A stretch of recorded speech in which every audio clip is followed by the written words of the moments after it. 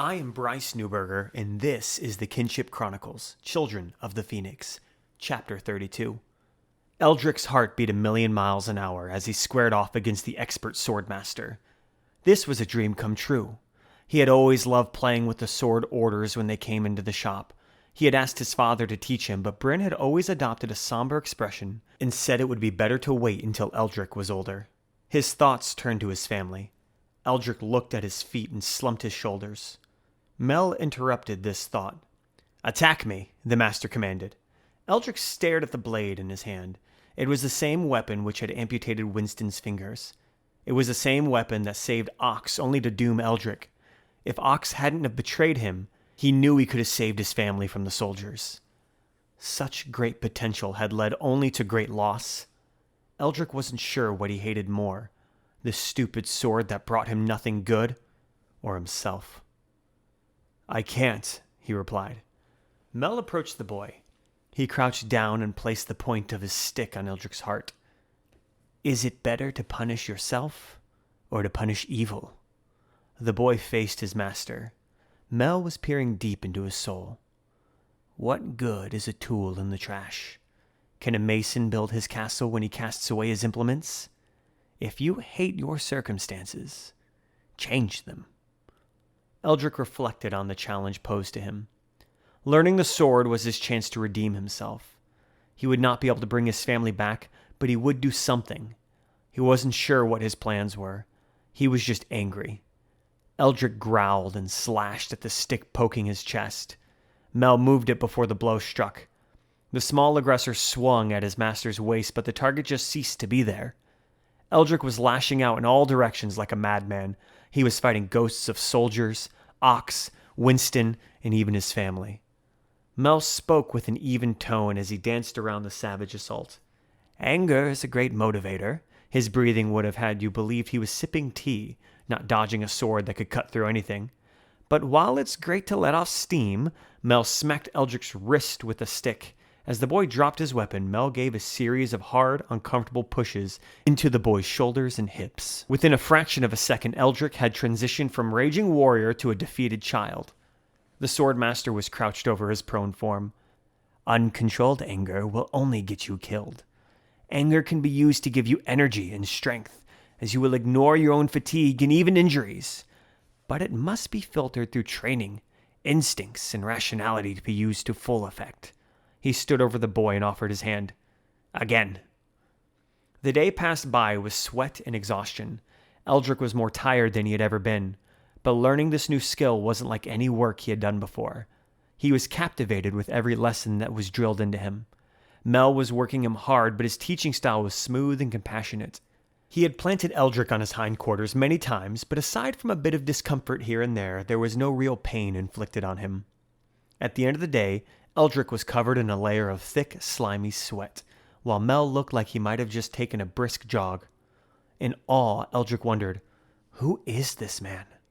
The hermit was clearly an elder, a mysterious race who had come to man's aid against the dragons in the Second Great War.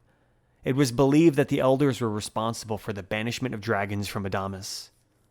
Eldrich had never seen an elder before, but it was rumored that they never aged past young adulthood, that they would live forever unless slain. He found himself asking aloud, "Who are you?" Mel mulled over the question for a second before deciding to be honest with the boy. "I am an agent of the Elder Council." "Who?"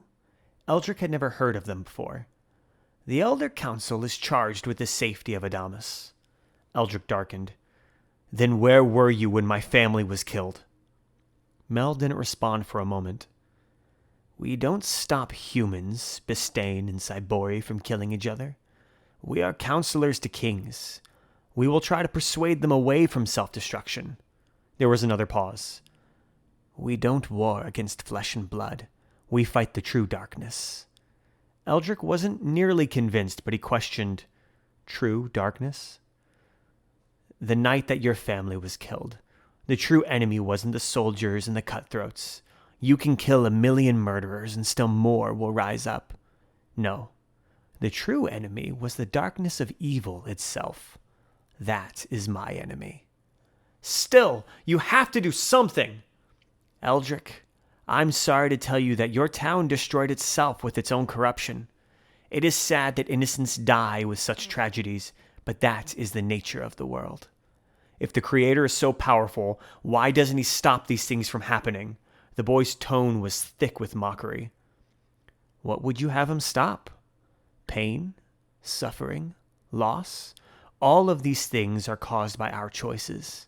If you decide to tell a lie, should he stop that as well? Where do you draw the line? No. The Creator has given us freedom to act and choose.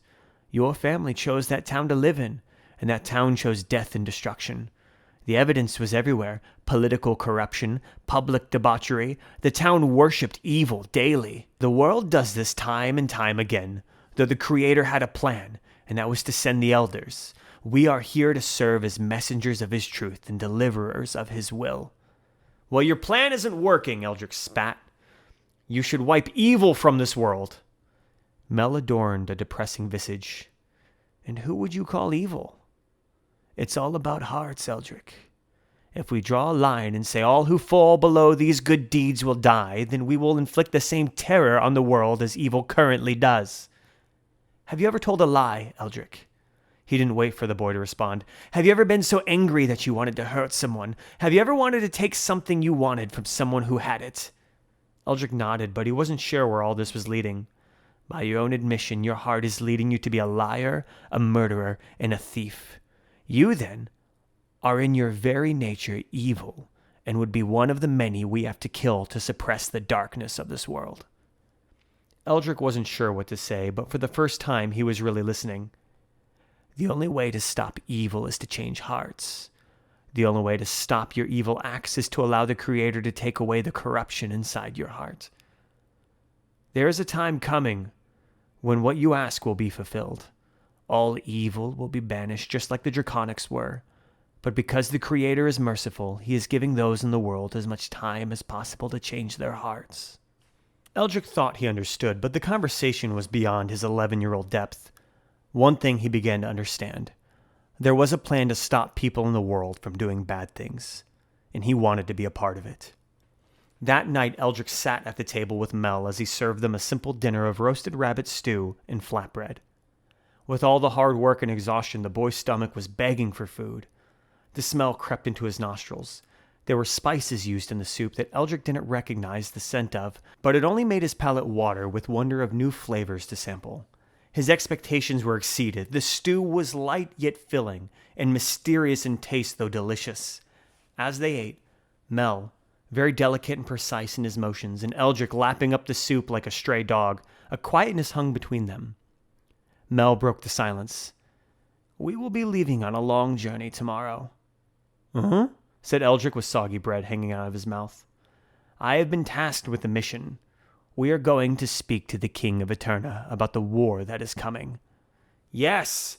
Eldrich felt like his complaints from the day's earlier conversation had helped. Mel sensed this and clarified. We are going to convince King Denigno to surrender to Emperor Reisval's Rise Reach. Thank you for listening. I'm Bryce Newberger, and this has been the Kinship Chronicles, Children of the Phoenix. If you enjoyed what you heard and you'd like to purchase the full book, then either look up New Books on the Google Play bookstore, NEU Books, or simply click the link in the description. The book is only $5, and I appreciate your support.